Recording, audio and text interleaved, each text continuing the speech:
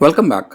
In the last video, we saw how we were creating Jenkins jobs just by creating some new YAML files in our Git repository.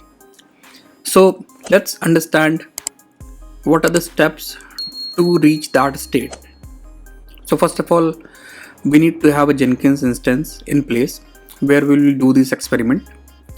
After that, there is one plugin needed, which is Job DSL. We will install this plugin in our Jenkins so that we can use that utility. Then we need a Git repo also with some groovy code in place, which will do the magic.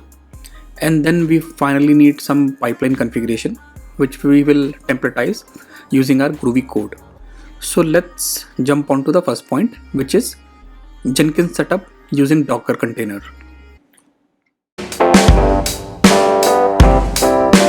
So let's jump on to the first point, Jenkins setup. So for this video, I'll be doing the Jenkins setup using Docker container.